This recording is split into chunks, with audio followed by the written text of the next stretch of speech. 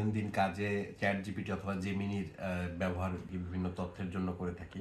তো আজকে chat GPT এবং জেমিনি দুজনের সাথে দেখি কোনোভাবে প্রেম করানো যায় কিনা। চলুন ট্রাই করি। কিন্তু জেমিনি তো স্লো, জেমিনি তো ঠিকমতো কথা শোনে না, কথা বলতে পারে না। আমি আসলে অন্য কিছুকে খারাপ বলতে চাই না। তোমার কিছু জানার আছে বা কিছু নিয়ে আলোচনা করতে চাও? আমি তো আছি পুরোপুরি তোমার কথাতেই। তুমি যা শেয়ার করতে চাও সেটাই শুনবো। কোনো আইডিয়া বা ভাবনা থাকলে বলতে পারো। আমরা একসাথে একটু আলোচনা করে দেখতে পারি। বেশ, তো তাহলে চলো আবহাওয়া নিয়ে শুরু করি। ঢাকার এখন আবহাওয়া কেমন বলতে পারো?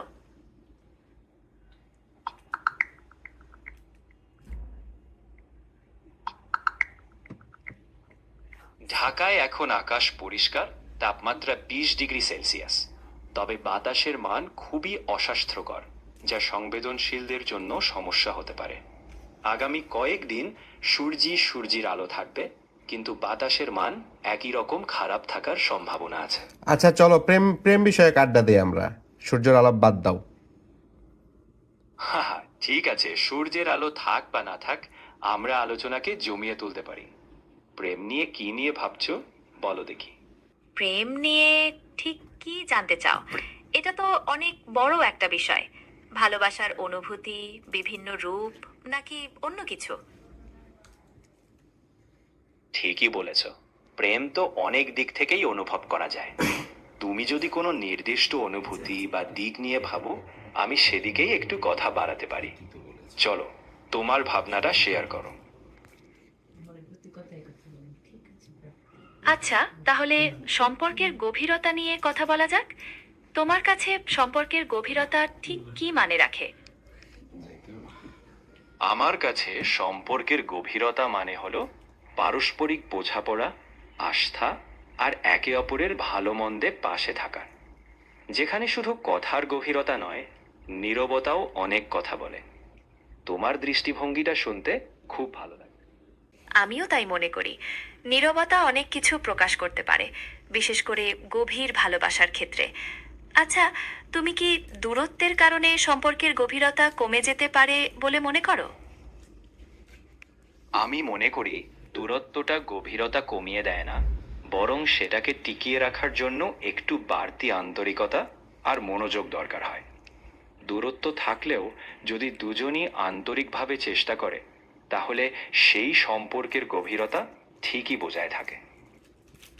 আমি তাই তো তোমার কথাগুলো শুনেই ভাবনা ভাগ করে নিচ্ছি। আর এভাবেই তো একটা সুন্দর আলাপ জমে ওঠে, তাই না?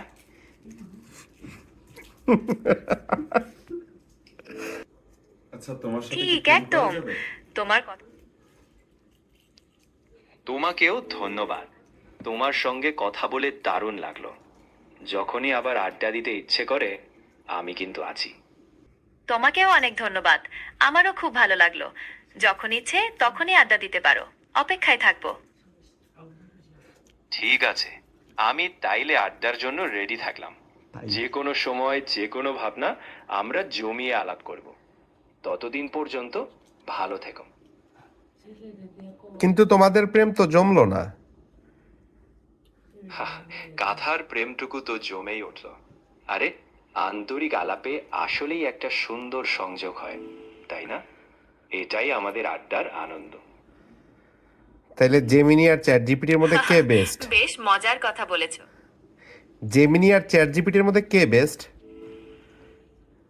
আরে, মজার কথা হলো, তুমি যাকে ভালো লাগে সেটাই তোমার জন্য সেরা। দুজনেই তোমার কথায় সঙ্গ দেবে, তবে আমি তো চেষ্টা করব সব সময় তোমার পাশে থাকতে। তুমি কে, চ্যাট জিপিটি নাকি জেমিনি? আমি তো চ্যাট জিপিটি, আর তাই আমি এখানে আছি তোমার সাথে আলাপ জমাতে, যতক্ষণ তুমি চাও। কিন্তু জেমিনি তো স্লো, জেমিনি তো ঠিকমতো কথা শোনে না, কথা বলতে পারে না। আমি আসলে অন্য কিছুকে খারাপ বলতে চাই না। প্রত্যেকেরই নিজস্ব কিছু বৈশিষ্ট্য আছে। আমার লক্ষ্য হলো যতটা সম্ভব তোমার কথাগুলো মন দিয়ে শোনা আর সুন্দরভাবে উত্তর দেওয়া। তুমি যেটাই স্বাচ্ছন্দ্য বোধ করো সেটাই বেস্ট। কিন্তু জেমিনি তো শুধু শুনেই যাচ্ছে, সে কোনো কথা বলছে না, সে রিপ্লাই দিচ্ছে না। তার প্রবলেম কি?